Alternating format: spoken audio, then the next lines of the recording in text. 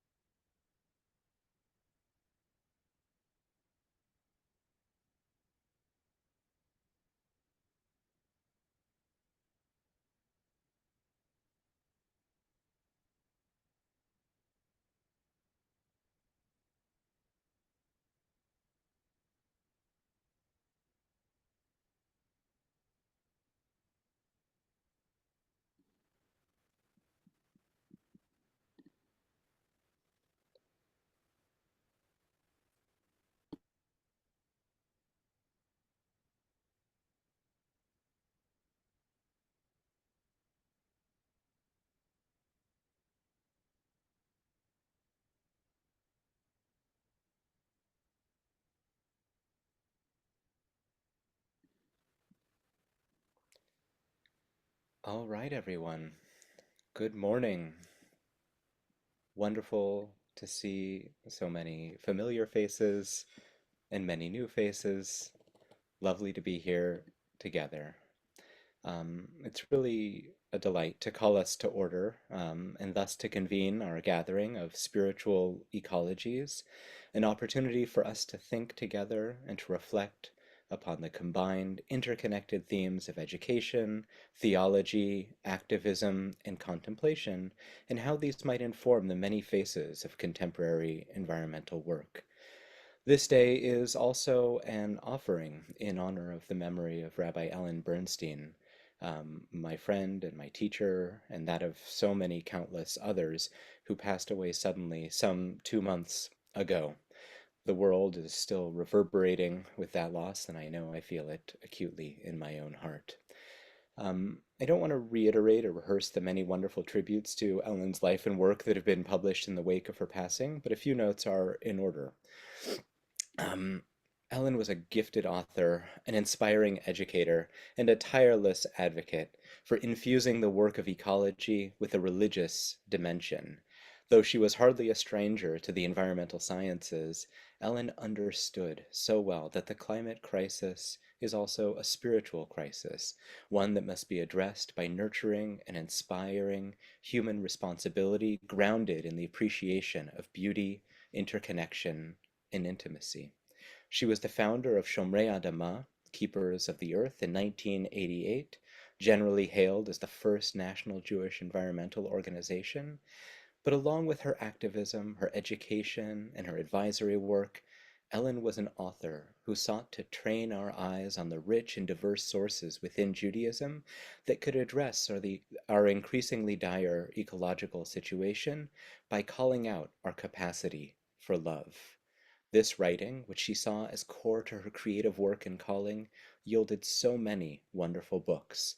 These include Let the Earth Teach You Torah, Ecology and the Jewish Spirit, The Splendor of Creation, The Promise of the Land, and Towards a Holy Ecology, Reading the Song of Songs in the Age of Climate Crisis, Ellen's most recent work. Ellen was a river guide, literally, of course, but she was also someone who guided her students, her friends, and her colleagues along those waters of the religious imagination. I should also note that Ellen was a longtime friend and collaborator with the Institute of Jewish Spirituality and Society, the organization that sponsored the day's events and where I have the honor of serving as the senior scholar in residence. Here at the IJSS, our mission is to advance scholarship and social transformation bringing Jewish spiritual knowledge to bear on the toughest challenges of contemporary society. Our aim is to break down the barriers between spheres of knowledge and practice, enabling long-term collaboration among scholars, social researchers, and human services practitioners. We are blessed today with an extraordinary group of speakers and presenters across 3 different panels, many of whom knew Ellen personally and were touched by her life and work. So without further ado, I'm going to move us into our first panel. Each of our participants, our scholars, will speak for about 15 minutes, and we'll have the opportunity to engage with them in conversation about their work in the Q&A afterward. If you have questions, please either put them into the Q&A as they go, or you can save them for the end. We're going to go sequentially, and then we will come together for a panel toward the end. So it's my great honor to introduce our first speaker, Professor William P. Brown, the William Marcellus McPheeters Professor of Old Testament at Columbia Theological Seminary in Decatur, Georgia. His teaching and writings explore the intersecting issues of creation, theology, ecology, science, and justice from various biblical perspectives. He's the author of Deep Calls to Deep, the Psalms in Dialogue Amid Disruption, a handbook to Old Testament exegesis, Wisdom's Wonder, the 7 Pillars of Creation, and Seeing the Psalms, as well as the editor of Engaging Biblical Authority. Bill was a member of the Center of Theological Inquiry at Princeton, where he worked collaboratively with scientists, philosophers, and ethicists, exploring the societal implications of astrobiology. He is currently working on a major commentary on the Psalms for OTL. Bill was a founding member of the Earth Covenant Ministry, an organization of Presbyterian churches in the Atlanta area dedicated to creation care that is now part of the Georgia Interfaith Power and Light. So without further ado, Bill, I turn the floor over to you, and thank you very much for your time and wisdom. Thank you, Ariel.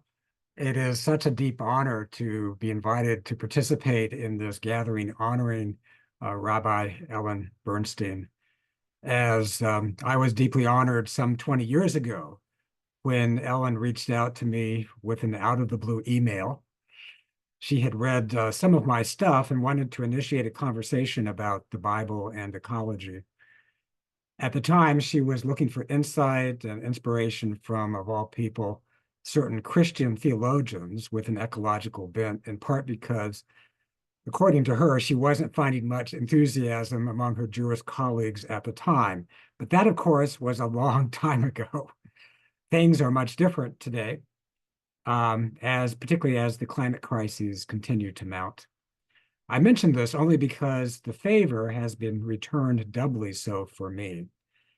Regardless of what Ellen found useful in my work over the years, I have found in Ellen's work and in conversations with her great insight and inspiration, not only from her compelling words in articles and books, but also from her example, her courage, commitment, passion, creativity, and openness to dialogue, all for the sake of reimagining theology and practice, whether Jewish or Christian, for the sake of creation's flourishing. I have gained immeasurably from Ellen over the years, including her last work, which I want to share my screen with. Here we go.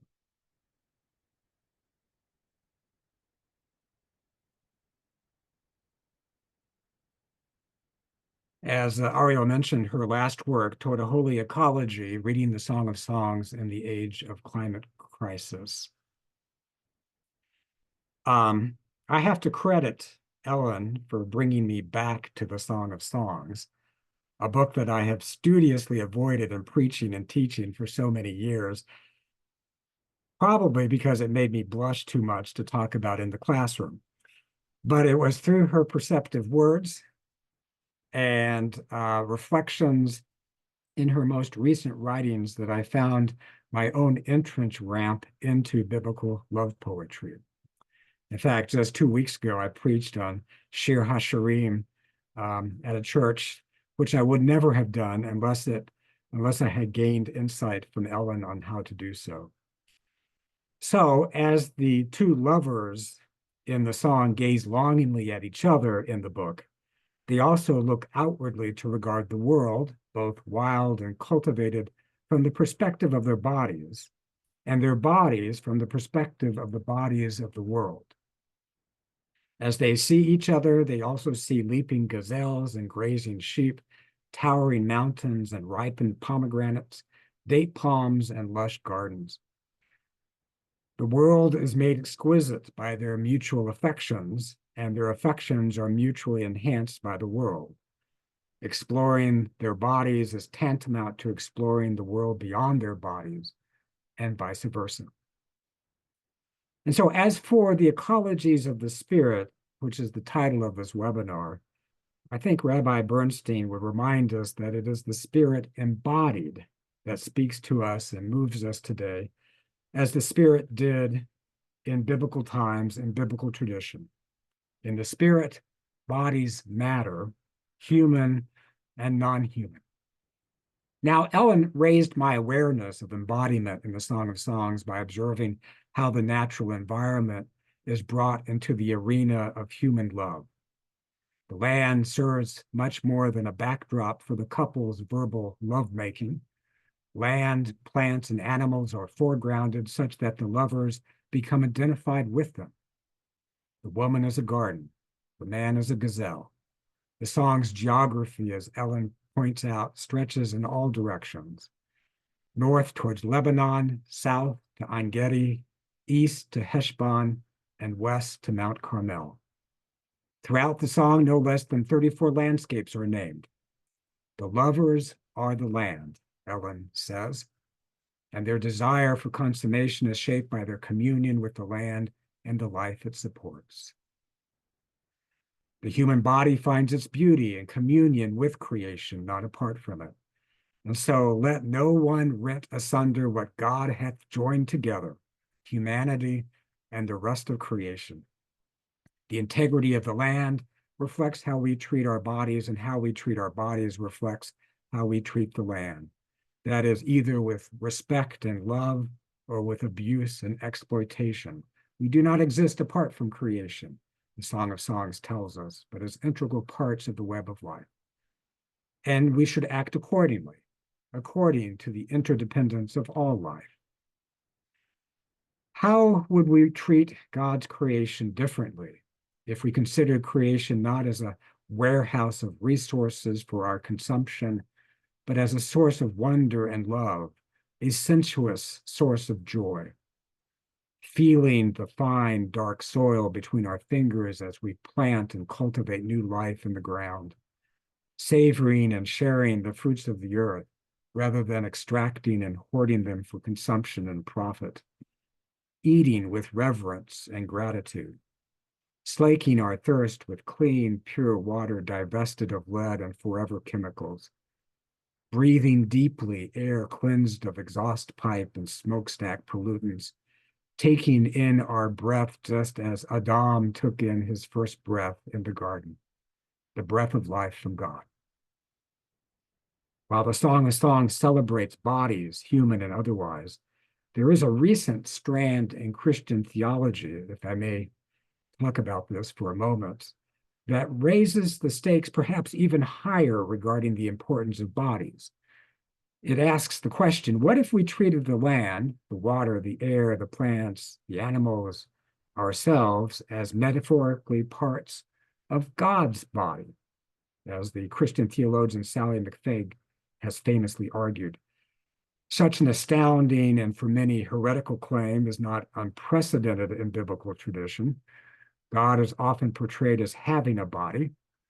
Just ask Moses, who demanded from God to show God's glory, God's kavod, which he saw partially from God's backside. In Christian tradition, in the New Testament, the Apostle Paul proclaimed, in God we live and move and have our being, which also can easily be said of creation, which we live and move and have our being. In creation, we live in God, and in God, we live in creation. And this is not to reduce God to creation. God, of course, is infinitely larger than the cosmos, but it is to affirm that creation is part of God. And by way of illustration, I refer to a remarkable mid-13th century map of the world, the largest of its kind, known as the Ebstorf Mappamundi. It was discovered in 1830 in the Benedictine monastery in Ebstorf, Germany. And in the cartographic fashion of its day, the map places Jerusalem squarely in the center, with the continent of Asia stretching upward, that is to the east. Africa is on the right, that is south, and Europe on the left and downward, that is north and west. The map offers a picture of the Christianized world as it was then known. Included also are scenes from the Bible.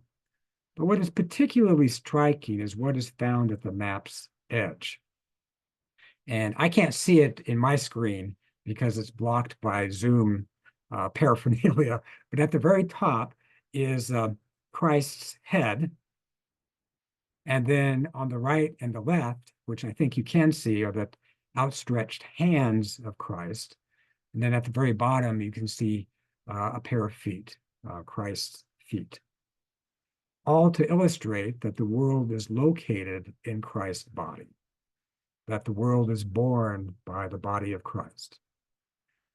But whether we take this Christological detour or not, to treat the world as God's body is to treat creation sacramentally, as intensely sacramental as biblical love poetry is intensely sensual. And whether sensual or sacramental, and they are not mutually exclusive, it all comes down to a radical shift in perspective. Craig Foster, the underwater photographer whose film My Octopus Teacher won the Oscar for the Best Documentary Feature in 2021, recounts the time an octopus he was filming stole his underwater camera.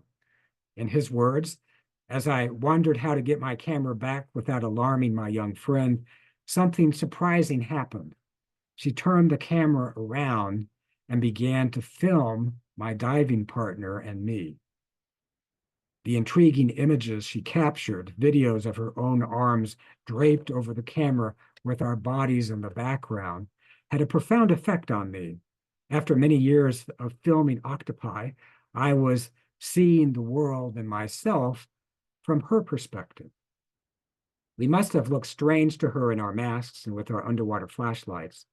But in that moment, I remembered that despite all our technology, we are not so different from our animal kin.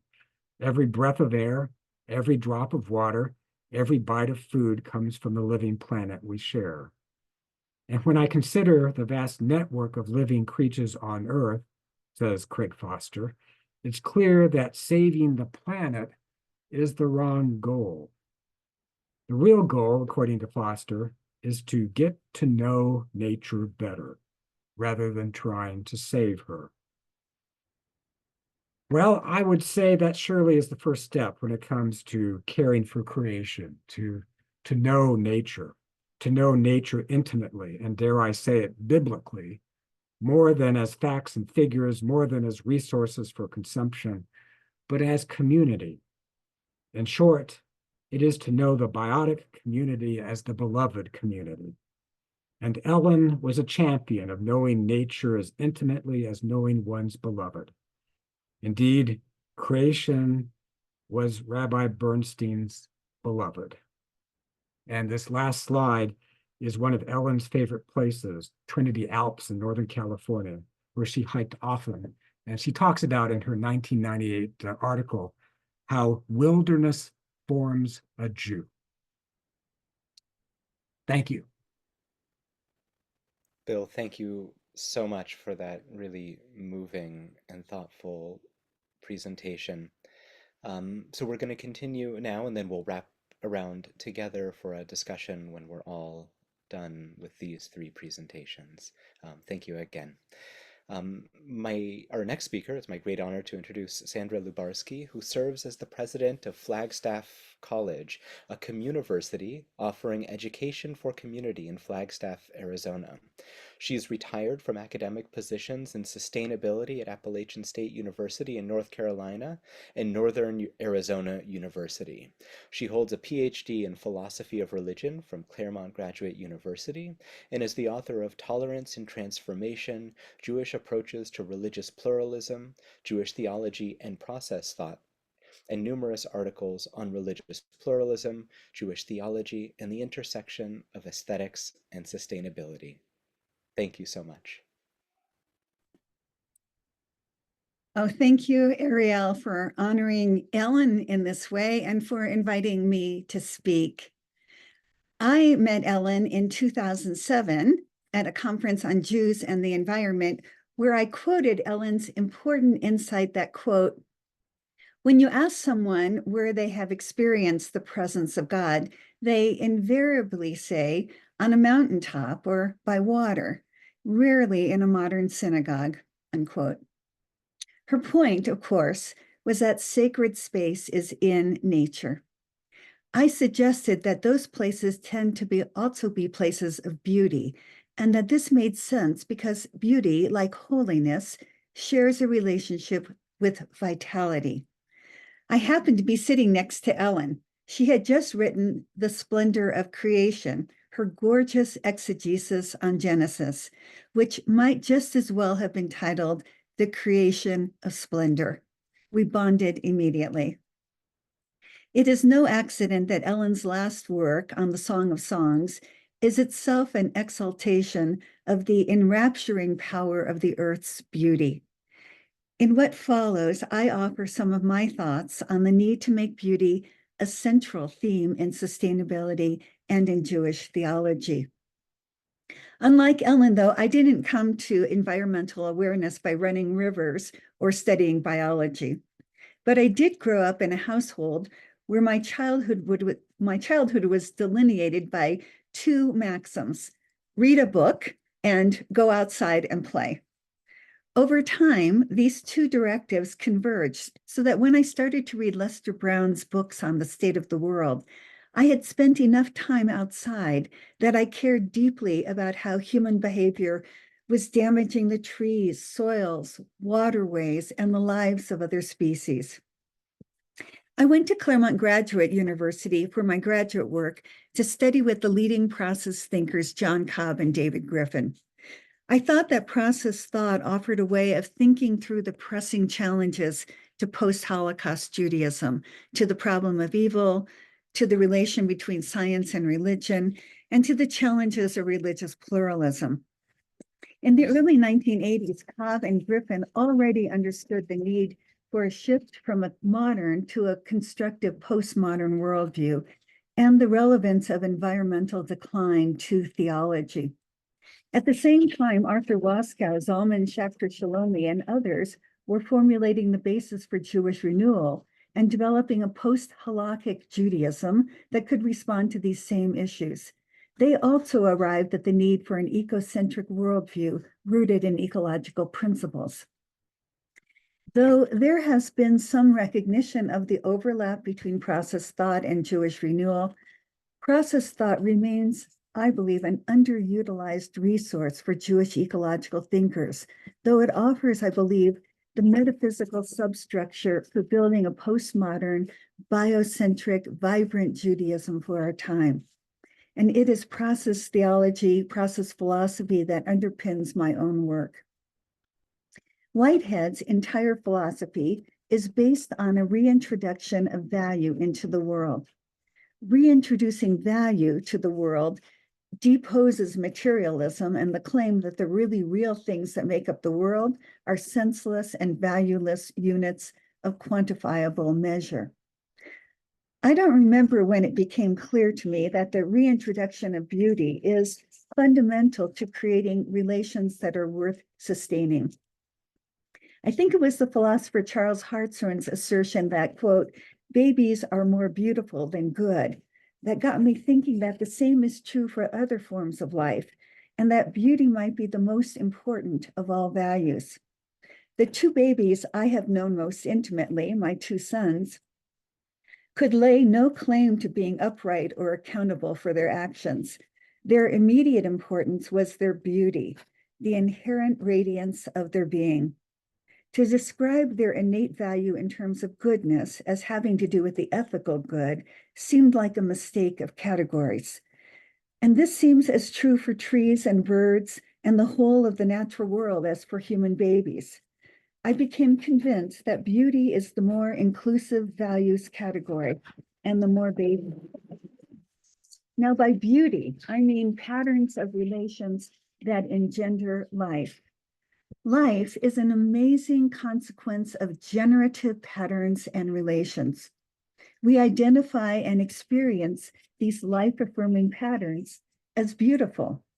Springtime's lavish display of new life and the patterns and relations that sustain such abundance, all the buds and blossoms and babies of so many species, provide incontestable evidence of the affiliation of life and beauty.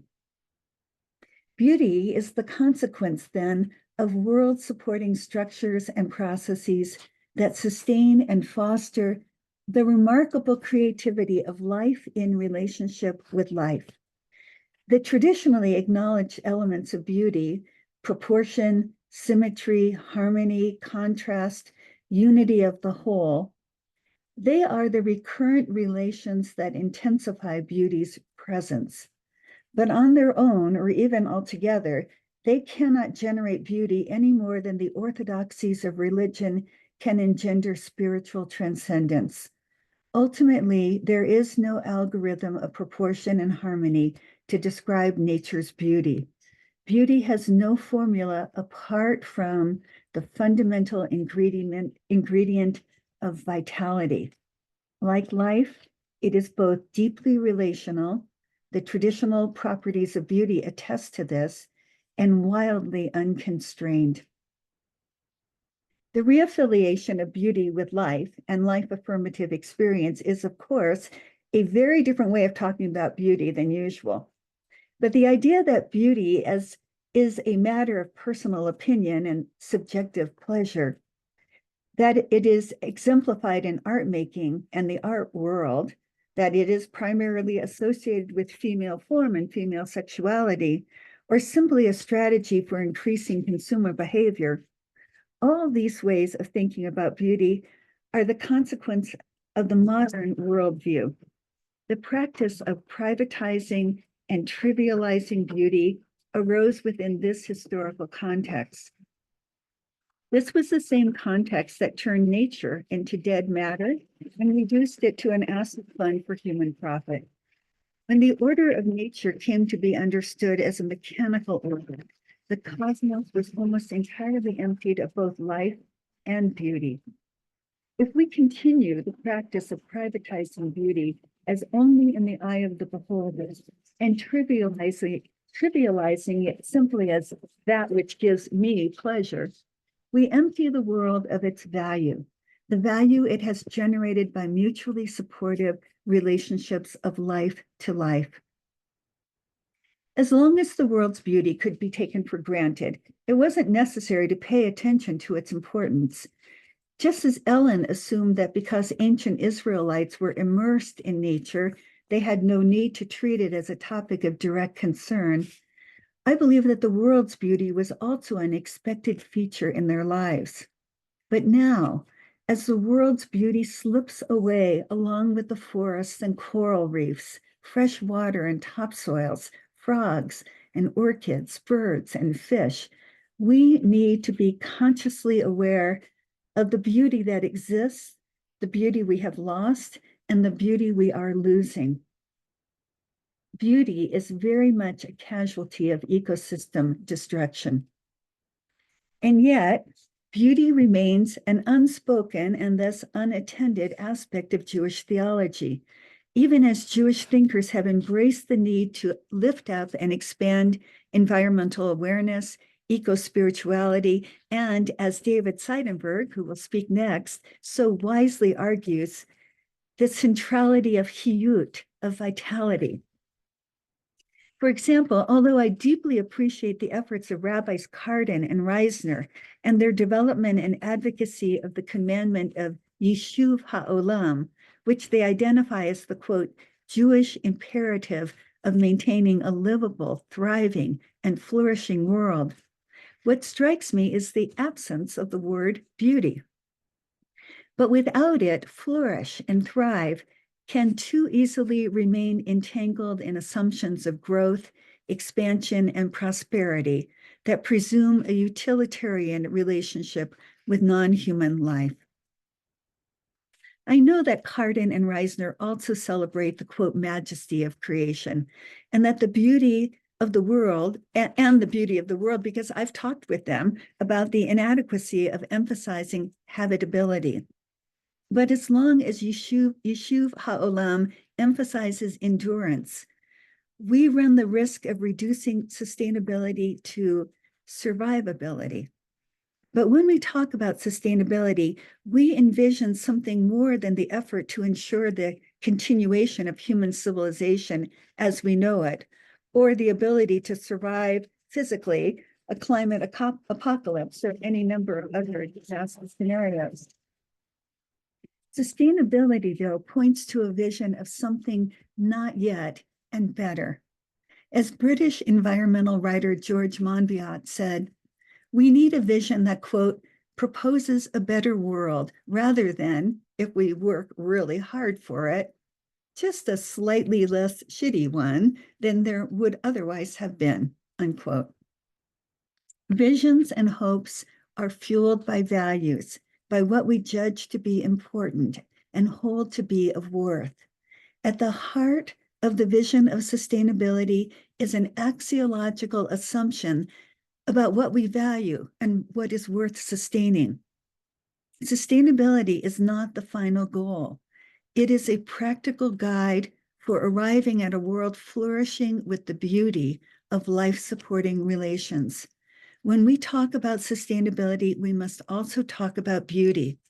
Not to do so is an injustice to the depth of our vision and our inborn love of the world and its beauty. In the Jewish tradition, the purpose of human life is to be in right relationship with the source of life. The tradition is structured for the purpose of, quote, choosing life and sanctifying it. What does it mean to sanctify life? Primarily, it is meant to cultivate a conscious awareness of and to act in response to God's presence. It has been a practice of attempting to be holy and has most often been expressed in terms of ethical and religious duties or ritual duties. This is the heart of the covenantal tradition.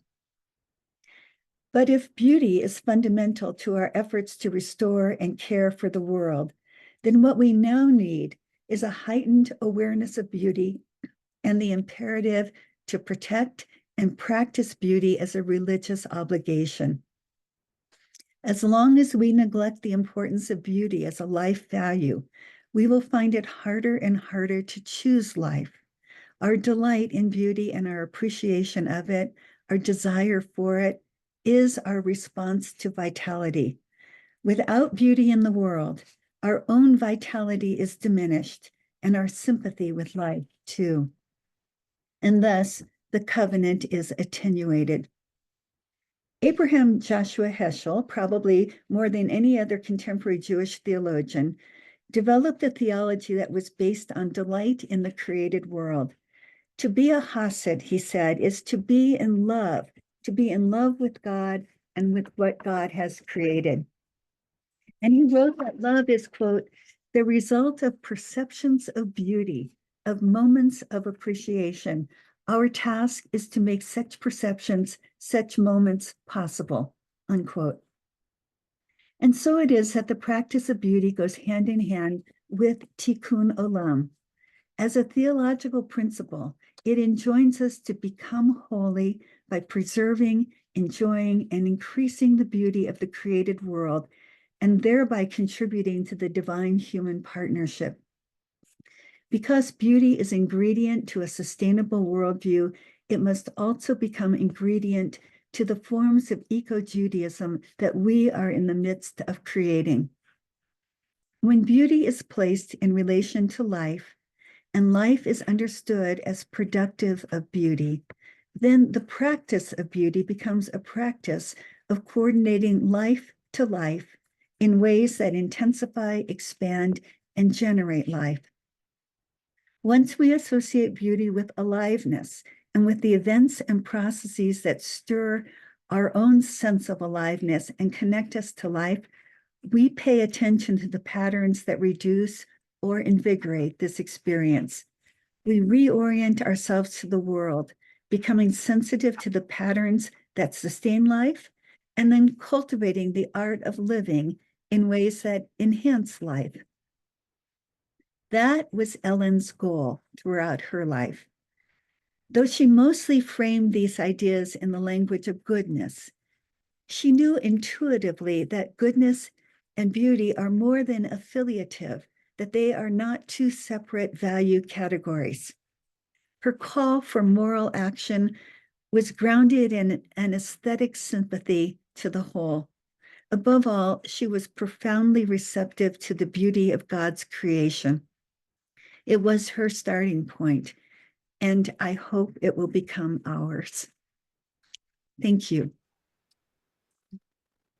Thank you so much for that wonderful, vital presentation.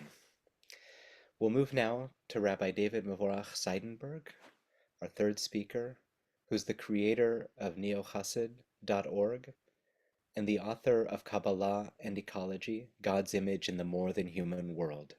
He's written and lectured extensively on ecology, human rights, and animal rights in the Jewish and biblical thought and practice. His work includes advanced research on Maimonides, on Tikkun Olam, the Jewish imperative to perfect the world, and on questions about Jewish indigenousness, including his recent article, The Third Promise. Rabbi David is also a composer and a dancer, and the scion of a Palestinian Jerusalemite Jewish family. David, the floor is yours. Thank you so much, Ariel. It's wonderful to be with all of you and to be learning from all of you. And thank you to the Institute. I wanted to start by just reflecting a moment back to Sandra Lubarsky, whose words reminded me so much of what Aldo Leopold talked about. So I just want to quote him. He wrote, "A thing is right when it tends to preserve the integrity, stability, and beauty of the biotic community. It is wrong when it tends otherwise."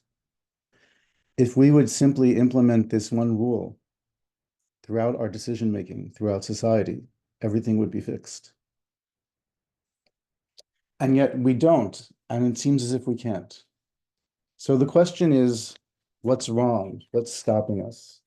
And here I'm going to turn to something in Ellen's book, just a brief quote. "The earth, once perceived as alive and enchanted, appears dead or inert to most modern cultures. Oblivious to the sentience of the natural world, we defile the earth with little consideration for the consequences of our actions. Retrieving a sense of the earth's intrinsic value and its aliveness is fundamental to encouraging an enlightened citizenry that lives and acts responsibly with the earth in mind." And of course, the reason why she turned to the Song of Songs is in the next sentence. The Song of Songs captures this sense of aliveness, this sense that the land is a living partner with us, with God, and the connection to all of us, and in connection to all of us. So it still is the question, same question, what stops us from seeing the earth as alive?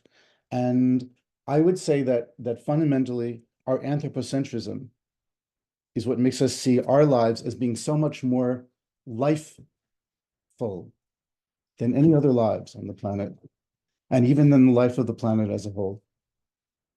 So how do we undo anthropocentrism? Because our traditions, our religious traditions, are thoroughly implicated in the foundations of a civilization that is anthropocentric. And anthropocentrism simply means that humans are the center and purpose of creation, but it also tends to imply that humans are at the top of the hierarchy of creation, so that not only are we the end purpose, but everything is here to serve us.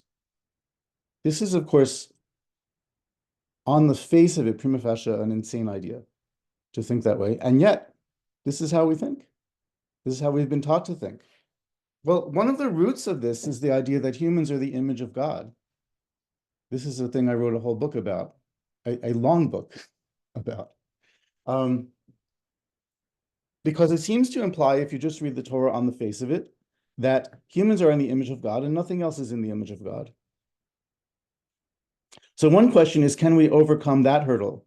Or are we going to have to live with that and then still find somehow a biocentric ethos? And there's a number of ways to approach that problem. I also want to note, before I get into the thick of it, that we are between the parshas that we read in the Torah of Bahar and Bechukotai. And between Bahar is about the Shemitah year and how we need to let the land rest and how the land deserves to rest and has its own relationship with God. And Bechukotai is the curses that happen if you don't let the land rest, which is you will lose your relationship to the land, in essence, and therefore exile will come upon you, etc., etc. I've written a lot about this in detail. At the beginning and the end of these sections, it says, these are the laws that God commanded to Moshe on Mount Sinai. It's a famous Midrashic question. Why does it mention Mount Sinai specifically when talking about Shemitah, when talking about the sabbatical year, about having to let the land rest? And although there's many complicated Midrashic answers, I think the answer is pretty simple. This is the purpose of the whole Torah, is to create a society that is capable of observing the Shemitah year, the sabbatical year. And in fact, we practice once a week to get it right, to get the idea of Shemitah in our heads. We practice once a week with something called the Sabbath, which serves Shemitah. It serves training us to do Shemitah. So in Shemitah, the land's needs come before human needs. So even though the Torah says that humans are in God's image, the Torah is also equally clear that if we don't preserve and protect the land and allow it to fulfill its needs, which, according to the Torah, include the need to rest, then the needs of the land take precedence over the needs of human beings. That's clearly not anthropocentrism, but clearly states that the land is at the center, and that if humans don't serve the land properly, we go out of the center. We're displaced from the center. In fact, the first story in Genesis says that we're in the image of God, but the second story of Genesis says 3 times that the purpose of human beings is to serve the land explicitly. Now, this is usually mistranslated or sadly translated as to work the land. God put the human in the garden to work the land and to guard it, but it doesn't. It means to serve. What is true is that our ancestors, the ancient Israelites, understood that what it meant to serve the land was to do agriculture, that all of agriculture was meant to be an act of service. And the word for service there is exactly the same as the word for worship when it comes to God, la'avod. It's no different. That doesn't mean that land is God or a God. It does mean that the land is a person. It has personhood, it has precedence and priority. It's an ethical end and not just an ethical means. Now, when we get into later tradition, there's other interesting ideas that come up that are very important in relation to this question of anthropocentrism. So I'm going to go over 2 of them, maybe a little bit superficially, but hopefully not too superficially. How do we deal with anthropocentrism? One option, which exists in the Jewish tradition, is to say that humans are in no way the center or purpose of creation, that is an absurd and ridiculous idea. And that would be hard to say since there's only one philosopher who says that, but since that philosopher is Maimonides, we have a very firm foundation on which to say such a thing. And I'll just give you a little bit of a quote from Maimonides. Let me see, I'm just getting to it.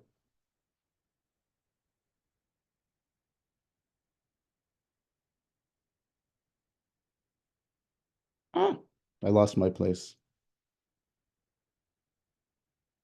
Oh, here it is. Got it.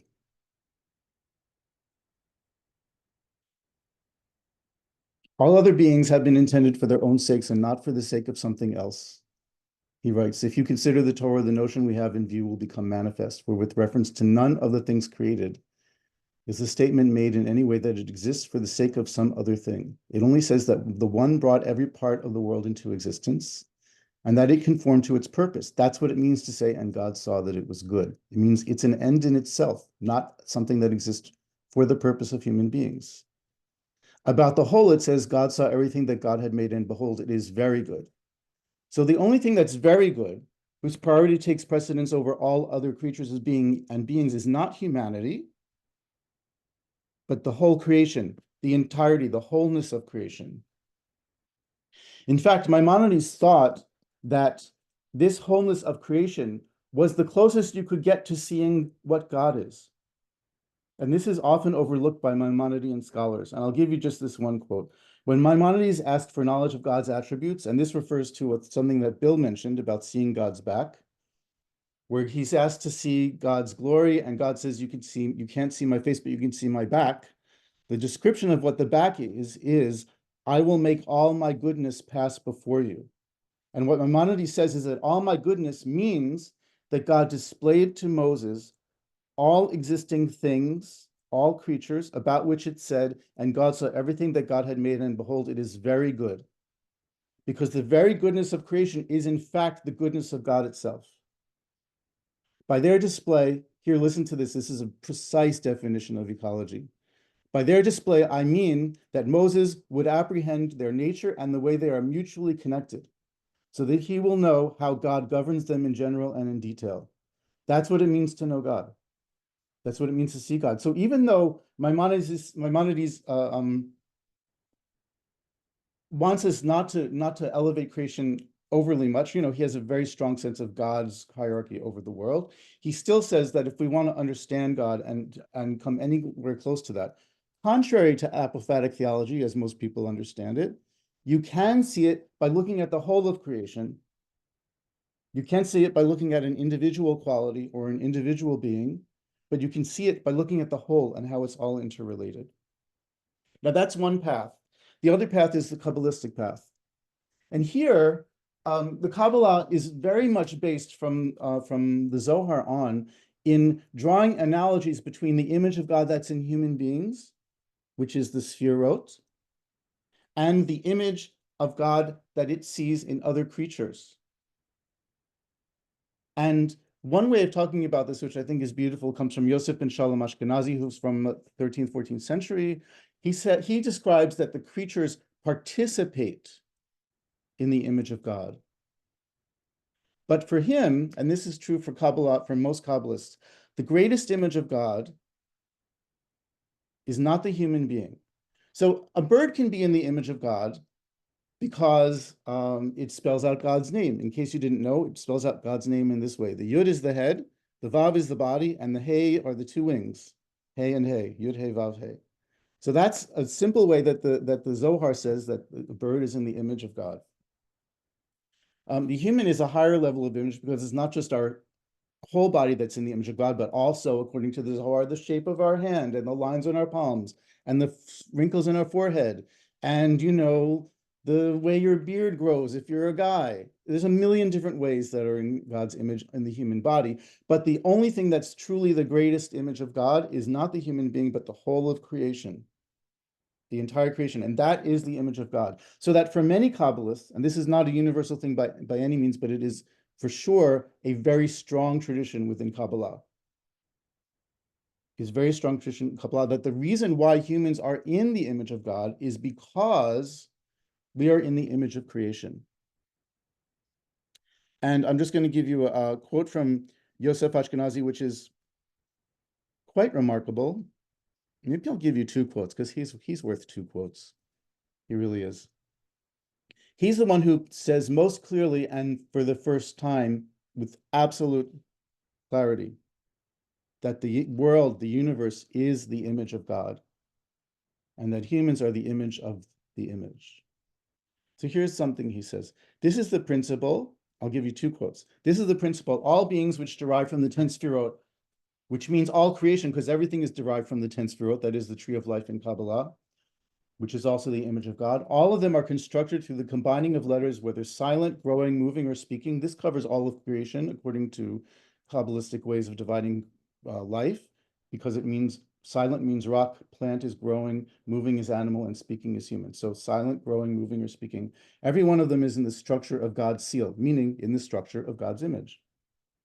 Now here's this other quote, which I think is just so exciting. And this comes from his commentary on Sefer Yetzirah. He says, to understand what it means to say, let us make an Adam, a human, in our image as our likeness. Understand that it says, the heavens rejoice and the earth sings out. Yismecho shamayim v'tagel haaretz. He says the first letters of those words, Yismecho hashamayim v'tagel haaretz, spell out Yud He Vav He, God. And the last letters, you have to read them backwards, spell out, listen to this, haaretz tzadi, tagel lamed, hashamayim mem, Yismecho Vav, which spells out Salmo, which means God's image. The Yud He Vav He is the creation, which is the image of God. And this is what it meant when the rabbis said in the Midrash that God only has a full name when there is a full world.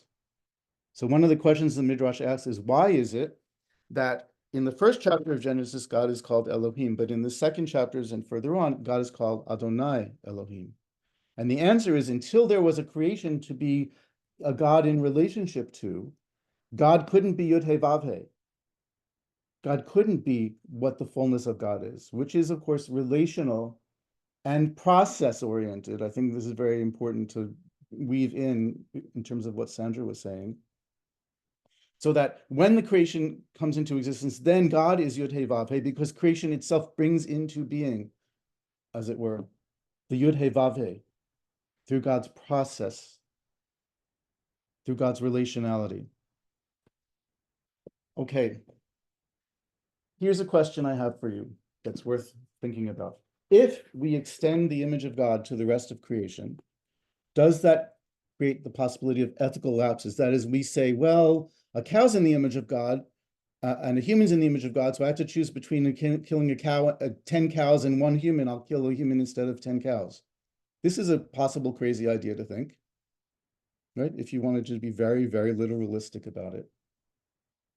Or you could say, we need to save this ecosystem, and the way to do that is, God forbid, to wipe out this city that's nearby. There are certain radical kind of ecologies coming in the deep ecology movement that might actually think in that direction. That really the goal is to get rid of 90% of the human population, and that's the way to solve the ecological crisis.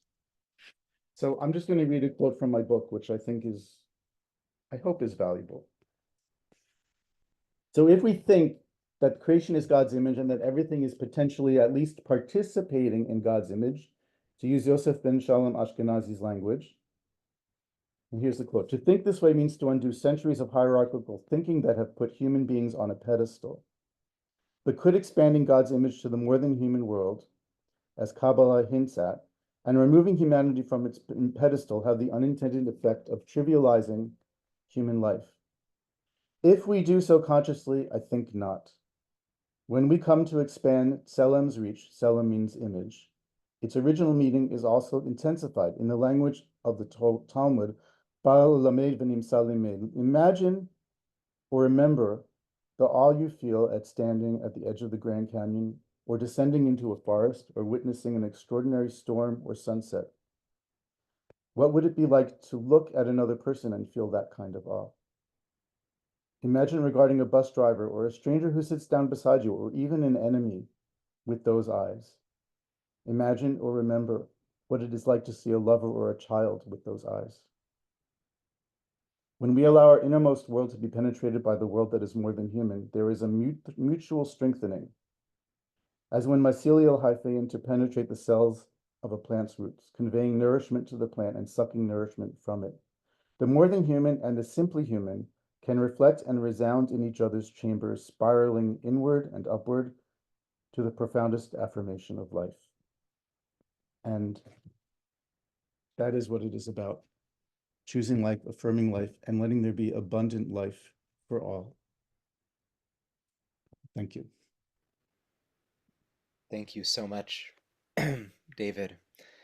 Um, Together in these presentations, in these remarks, I think we've received a theological and a philosophical call to move beyond human separateness, to unbind ourselves from the impulse toward extractivism, instrumentalization, commodification.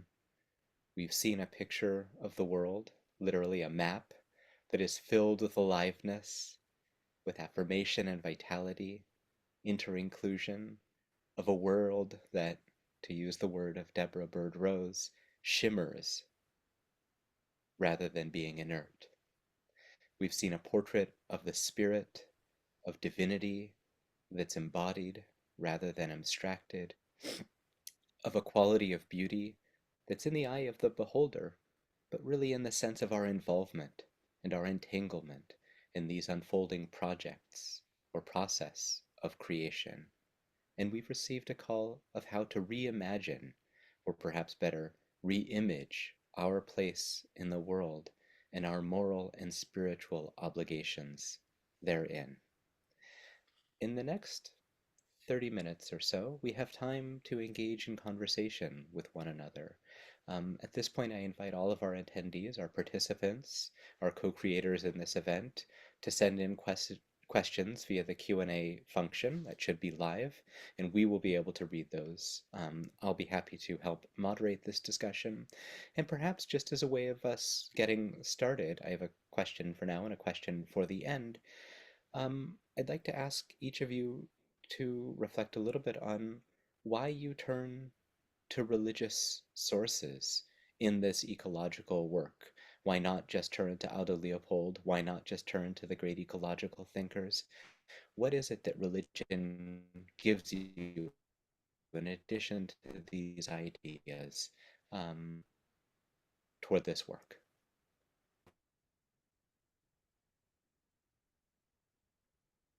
Do you want us to go in the same order? I think we can unshackle ourselves from orders and think about whoever'd like to go. David, Sandra, Bill. Um, I don't mind going first if that's okay with everyone. I'm just going to quote something in my book with a slight preface, which is, if religion got us into this mess to some degree, as well as technology, as well as modernity, as well as capitalism, religion of all the things that got into us into this mess has the most potential for getting us in some way out. If the problem is a spiritual and cultural one, then we need to work on the spiritual and cultural level in order for that to happen. And here's why I think religion is possibly especially powerful for doing this. And this comes just straight from the introduction to my book. Okay, so I'm going to define what I think is religion. Compassion arises naturally and spontaneously from the moment we encounter another. Moral reflection extends the reach of that compassion beyond the neighbor, even beyond the span of a single lifetime. But our moral vision is easily limited to what we can imagine in our mind's eye. Religion, when it is at its best, serves to magnify the power of compassion and moral vision beyond the naked eye and the naked mind to extend it over hundreds or thousands of years. Religion must teach us how to act to preserve life far beyond the horizon of what any of us can calculate or plan for, not just for one lifetime or generation, but the proverbial 7 generations, that is, as long as any civilization will last. And that, I believe, is what it means when the Torah says, choose life so that you and your seed will live. And any other kind of religion needs to be shuffled off in order to focus on what the real purpose is.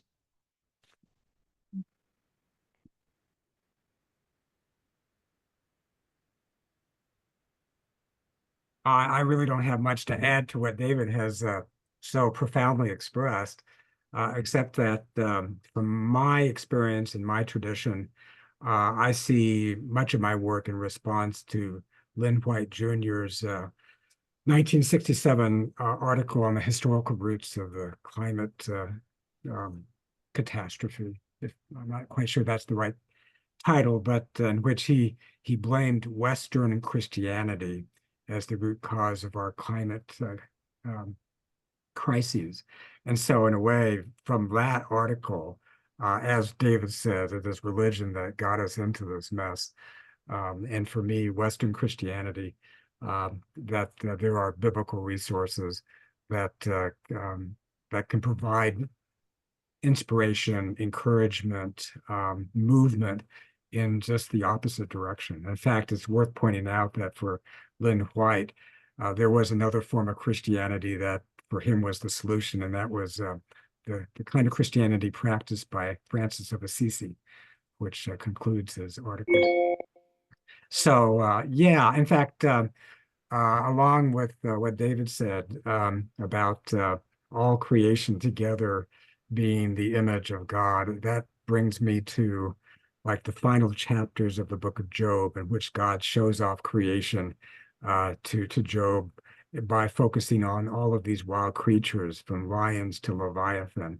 And the way they're described, I think, are quite transcendent in many ways to suggest that God's image can be recognized in these wild creatures as well. And Psalm 104, in which there is no dominion model at work, humanity is simply one among many co-species coexisting together in a flourishing creation. So thank you, David, and thank you, Sandra, as well. Yeah, so I see my own mission here is to critique as well as account for Lynn White's critique of Christianity. Yeah, I would just add, I just want to tell you both how much I love what you've said today, and also, David, to tell you how much your work has been influential in my own understanding of these things. But I would say for myself, religious traditions are places where wisdom has been embedded in our civilization, and it's so important to be able to draw on that wisdom and to be able to advance it.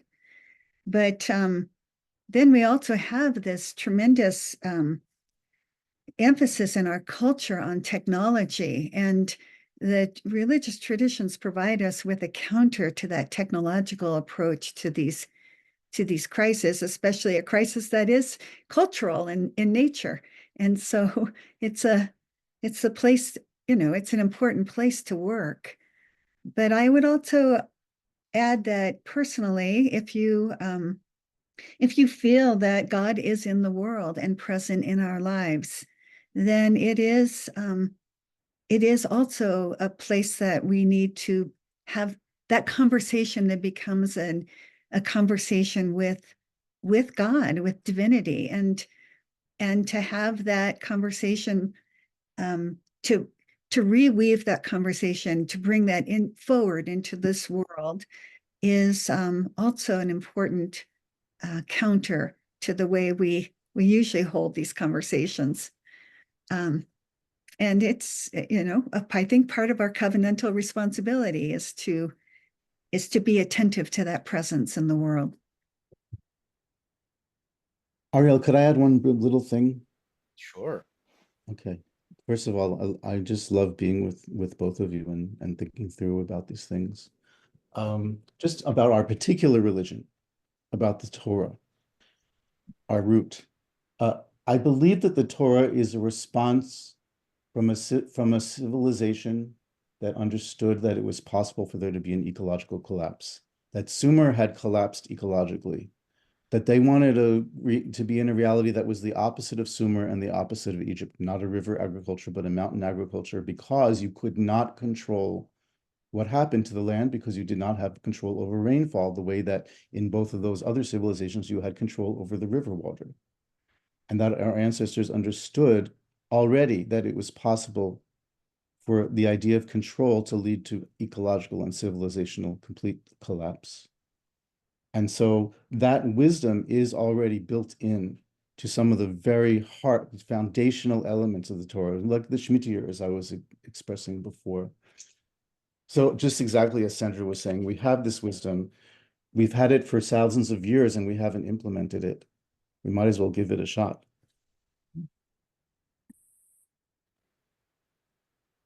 Lovely. Thank you all.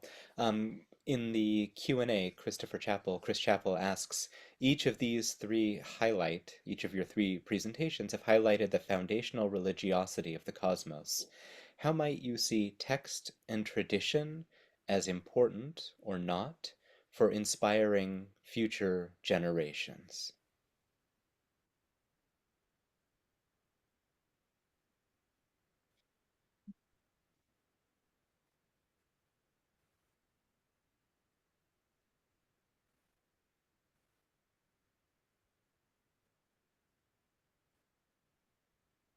I want to defer to both David and Bill because you really work textually in a way that I don't as much. Yeah, I mean, I again find what both of you have done to be helpful in grounding this more contemporary conversation. But I am deferring to you. I appreciate this, Sandra, but I'm very interested in how we read process theology into the text, if you can give us any enlightenment or just insight on that.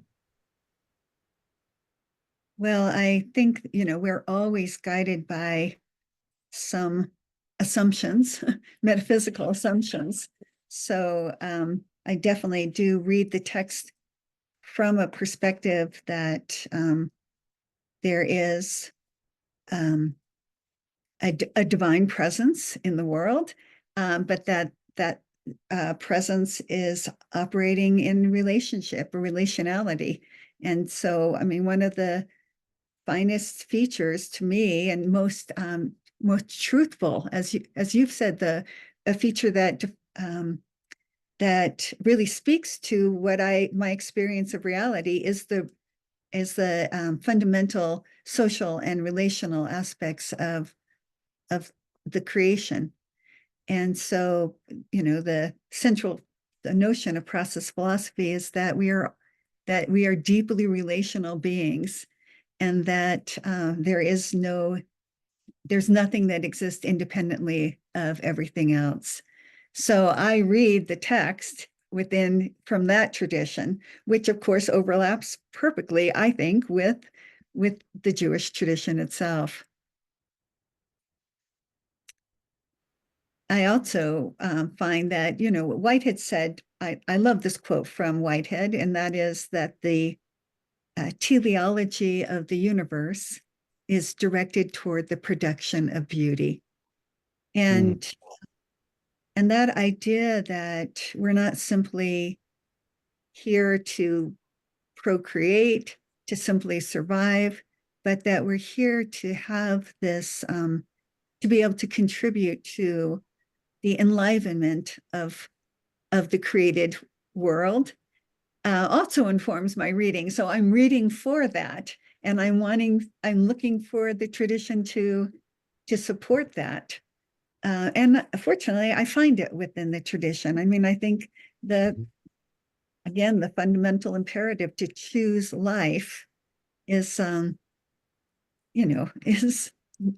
is the right thing to guide us in how we live. But then, of course, what does it mean to choose life, and to choose it simply as a quantitative measure or as a self-centered measure? Again, that violates the principle of relationality. Yeah. What you're talking about, Sandra, just brings immediately to mind what Arthur Wasco talks about when he talks about Yud He Vav He being the name of God being a representation of breathing, so that he sometimes translates Yud He Vav He as the interbreathing of all creation, which I also love. I think that looking at the Torah from a perspective of beauty is really powerful and so different than the way I tend to look at it, which is finding out what's right and wrong. So I really appreciate that perspective. Oh, well, I'm glad, because I think we need to, it does present this alternative work for us to do, doesn't it? And I think it would be, I look for companions in this exploration of beauty, and this looking at I mean, we've so diminished the value of beauty in the modern world that there's so much work to do, and just simply to understand what it means to approach things from an aesthetic lens. If I may contribute, I think that is so critical, Sandra, for retrieving, recovering, and expanding upon beauty and aesthetics as part of our common work together for, say, Tikkun Olam. And you mentioned earlier about the teleology part of the work as well. And so in my tradition, I've ventured forth into the last book of the Christian Bible, the book of Revelation, to talk about its own beauty, in that the new creation is a creation of flourishing and vitality, and also as God's home.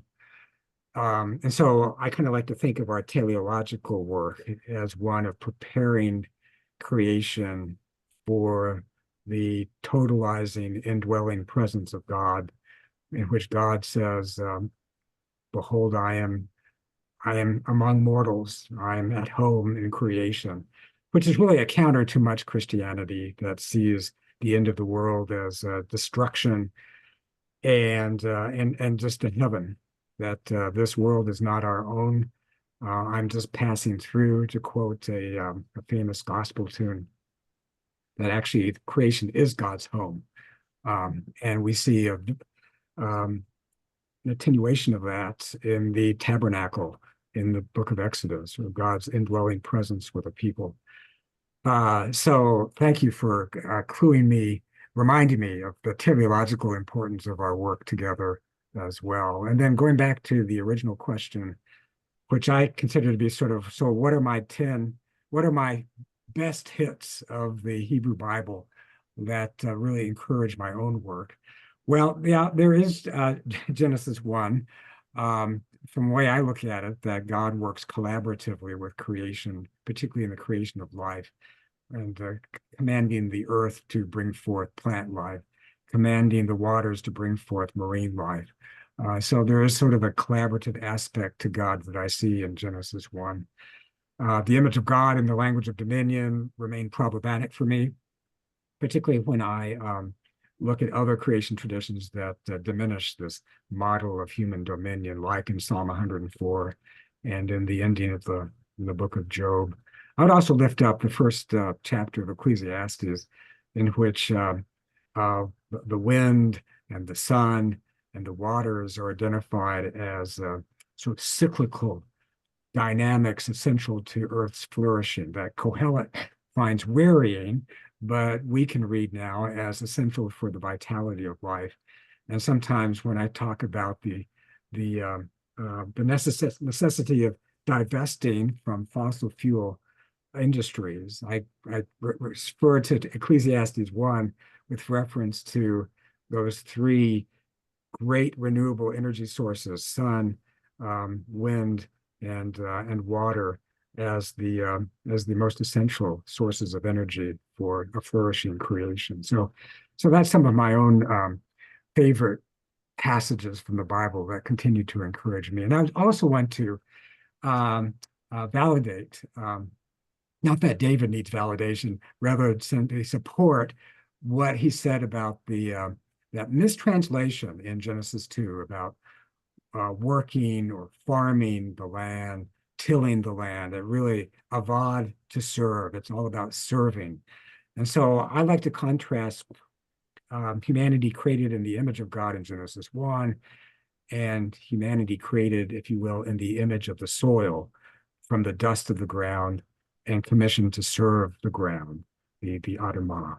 So for me, I think the church has gotten into the problem of overemphasizing Genesis 1 and the image of God, and neglecting what transpires with Adam, created from the ground, and the animals are created from the ground as well, and of course the commission to serve. So I try to hold these both traditions in tension, with some resolution that perhaps our unique responsibility is to serve the ground and to serve creation. And that's what it means to be made in the image of God. Hmm. Thank you. I gave a lot of textual readings already, so that probably gives you a good idea of what I think we can do with text, but I'll just add a little bit more. When it says choose life, it doesn't say choose human life. It doesn't say choose your own life. It says choose life. And this is reflected up and down through scripture. Like, for example, when it says you have to send the mother bird away if you want to take the chicks because the mother shouldn't see you taking the chicks. And the interpretation is that if you take both generations, according to Nachmanides, that's like causing the extinction, if you take the mother and the children.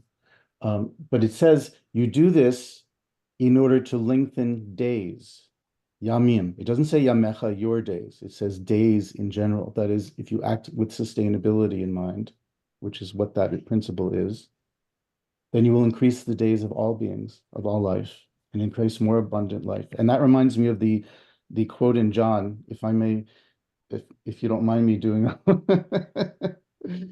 I have come that they may have life and may have it abundantly. That's a beautiful understanding. And then, okay, I want to do one more. For God so loved the world that God gave God's only son. It doesn't say the human world.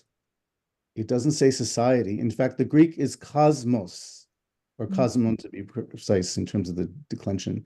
But cosmos, God gave God's, this is me talking, so obviously this is theologically strange out of my mouth, but if God gave God's only begotten son, the life of God's only begotten son for the sake of the world, it means for the sake of nature, because we're destroying it. Right? So that message is, God, I'm willing to do anything to help the humans do something other than destroy the earth. Because as it says in Romans, the whole earth is groaning and waiting for this revelation. So I think it's a lovely through line, this idea of life and abundant life that connects the different traditions and connects our hopes and what needs to happen, and also the science. Because how do you know what counts as more abundant life? Well, we have ecology and we have biology, and we have evolution to help us understand what that means. Very good. So nice. Um, in some respects, I think the second part of Chris's question, given that Chris directs also the MA program in yoga studies at LMU, I suspect he's also interested in somatic practice that comes within a tradition. So it's not just the texts that we have inherited, but also the rituals that guide religious living in the 21st century. This connects to a question that Jonathan Seidel has raised in the chat, which is how might beauty, this category that we've been thinking about, which another question that has come in the Q&A suggests that beauty and poetry, the aesthetic dimensions of poetry, may have some interesting overlap. How might beauty become a new orienting principle for thinking about halacha, Jonathan asks, um, in a different way that it is often cast, in which beauty is distracting or something to be denigrated and something at odds with the aims of religious life. So, in a perhaps less specific sense, what are the obligations that come forth from this theology, and what are the rituals that we might put into play so that these theological visions and axioms are set into the idiom of action? Hmm. I just want to start by saying that I think it's one of the things that we need to rebuild or undo and then build is a separate is thinking of ethics and aesthetics as separate categories, and this is very much from a process tradition where beauty is the larger category, but once you associate beauty with life, with vitality, then it becomes right, the broader umbrella. But ethics, for example, it seems to me is, so often we experience something good, a kindness, and we say it was a beautiful act. So there's so much overlap between the way we understand and experience goodness with the way we experience beauty. That, right, all good things are also beautiful, but not all beautiful things are about goodness, as I said around babies, that just their goodness is to come. Perhaps their moral responsibility is to be developed, but their value immediately is their beauty. Anyway, that's to say that beauty is the more inclusive category, but we have, especially in the modern world, we have divided these value silos. So we have the silo of ethics, the silo of aesthetics, and then the silo of truth. And that has impoverished, I think, our way of understanding how things work, and especially then the denigration of beauty in the modern world. And so all this is to say that beauty and goodness are not to be pitted against each other, but that they are interwoven. And that, the Greeks had this wonderful word. It's not wonderful. It doesn't slide off the tongue, but the word was kalokagathia, and it was beauty goodness. It was a hyphenated word. And I do think we need to develop some hyphenated words that bring together these two ideas. I think in the Jewish tradition, so I've been looking for hooks within Judaism to talk more about beauty. And we have the tradition of Hidur Mitzvah, of making special. And I think it's a tradition that has been right now mostly practiced as a form of the arts, of, making the Torah crowns beautiful, of beautifying objects. But in fact, I think Hidur Mitzvah can become part of that imperative around beauty, that it's a place for us to start. But we have to expand the notion of beauty from what we've reduced it to in the modern world is primarily to the arts. We've said that's the category it belongs in. But then, of course, artists have said, don't impose that on us because we want to also speak politically and psychologically. We don't want to be just burdened with the idea of creating beautiful things. And then beauty, of course, was taken over by the marketing people with the insight that beauty is an incredibly powerful marketing device. So, so if we can expand the notion of Hidur Mitzvah beyond the arts and into this more wider theological category, then I think we have the beginning of a place to work on ritual, on the practices of beauty. Should I go next, Bill? Yeah. Thank you, David. I just wanted to add something very brief. In fact, what I wanted to, I was originally planning to cite Ellen's own definition of beauty in her discussion of the Song of Songs. So it might be good just to quote her on this as well, just for the sake of discussion. She says, beauty in the Song of Songs quickens the heart, stirs the imagination, arouses the senses, and inspires praise. And what I appreciate about her definition of beauty is that it doesn't try to arrive at some universal standard of what beauty is, but rather beauty is what beauty does. It's an operative definition governed by the effects of beauty on the beholders of beauty. But I think that ties in well with what Sandra is saying, is that there's something about beauty that enlivens. And so that enlivens the senses, enlivens the imagination, and enlivens our sense of praise. So I just wanted to throw that in, just to piggyback on what Sandra has said. That's good. Sorry. Yeah. Oh, I was just going to read. I have a few things to say. Should I wait, Sandra? If I can just quickly add, I think one of the mistakes of modern, again, it's inherited from modernity to a certain extent, is that beauty, we have made beauty, we want to talk about beauty as in terms of objects rather than relationships. And beauty is fundamentally relational. And it is about the mutual adjustment of life to life. And so again, I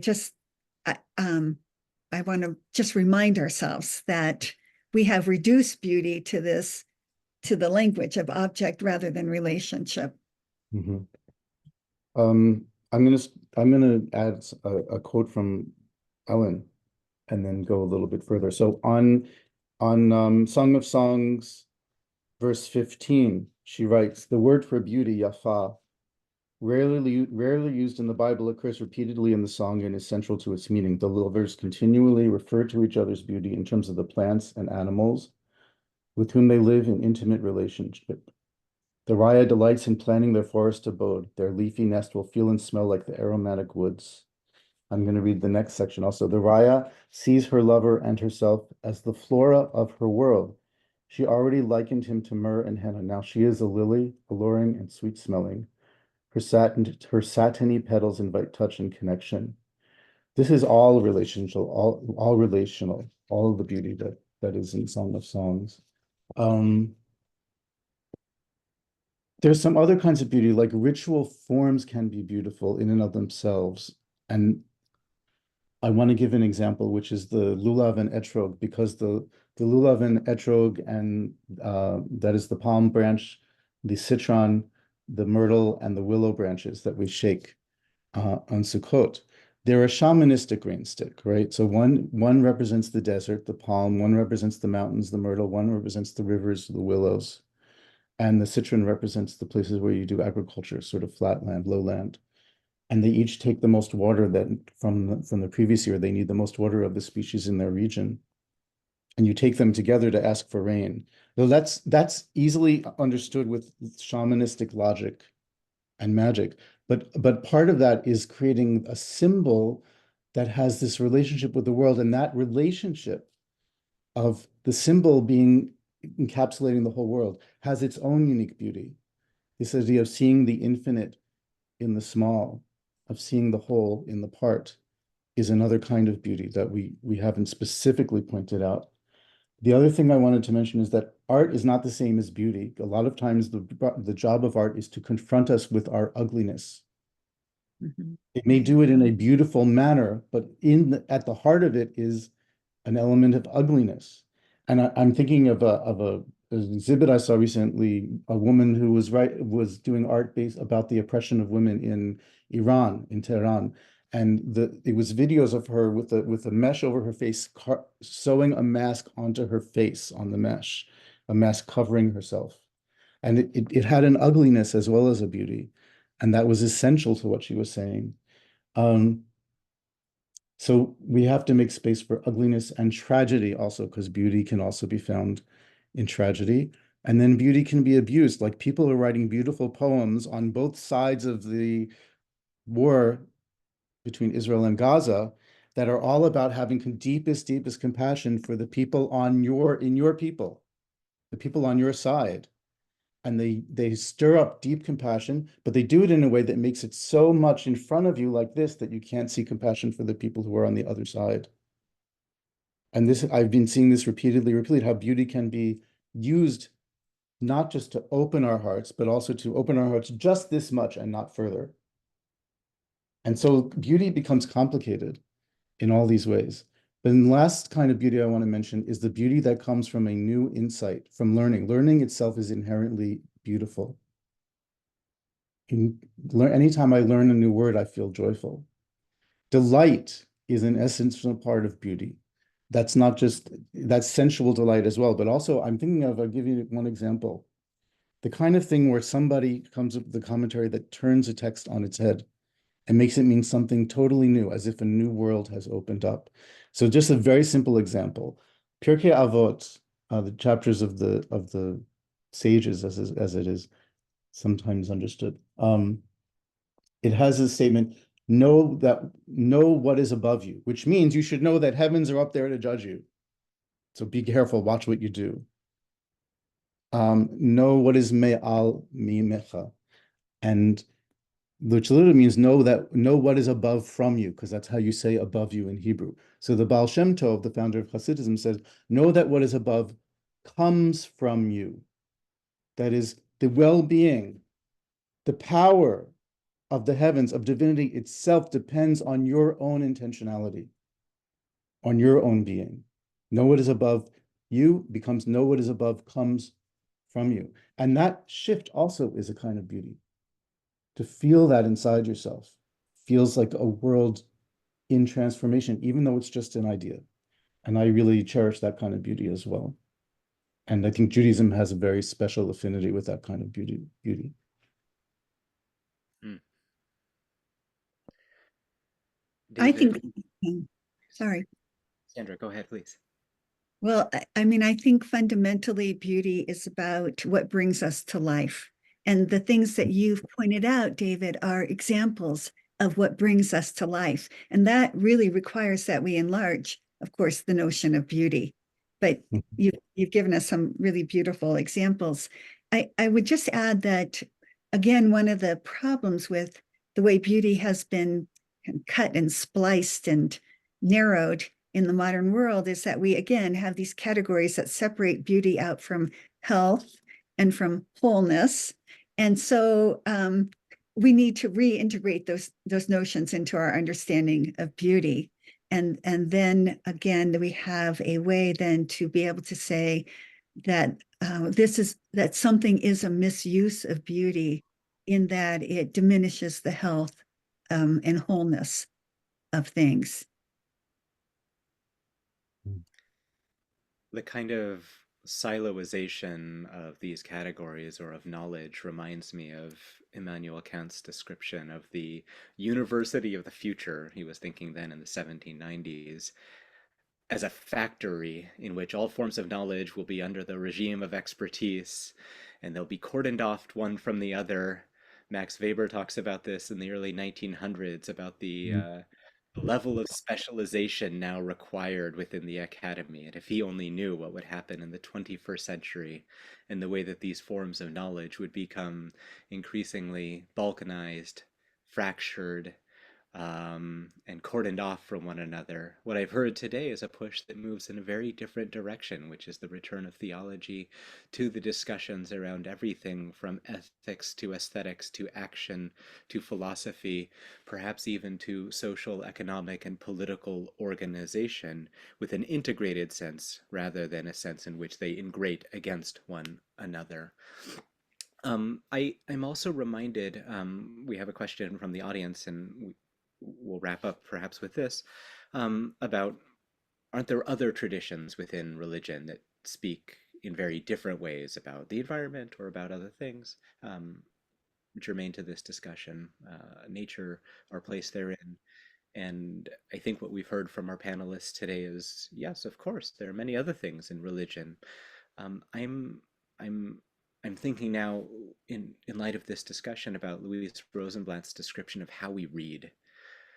Um, there's a transactional mode of reading, which is I'm going to look and see what I can mine or take or how this can conform to whatever I want. And then there's a very different mode of reading, which is the aesthetic mode of reading, which is one that appreciates the beauty, the possibility, and the imaginal horizons that are opened up before us. So is this an exclusive reading of a tradition, of Christianity, of Kabbalah, of Judaism? For sure not, at least as I understand it. But there are infinite possibilities within these traditions, and traditions are never ready-made. They're remade in the present. Perhaps we should say they're remade in the presence. So I would like to thank David, Sandra, and Bill for eye-opening, heart-opening discussions. I invite everyone to come back in about 30 minutes when we reconvene. But in the meanwhile, go out, sit with a tree, enjoy the world, and I'll look forward to seeing you all again very soon. Thank you so much for coming to share your thoughts with us today. Thank you, Ariel. Thank you, David. Thank you, Sandra.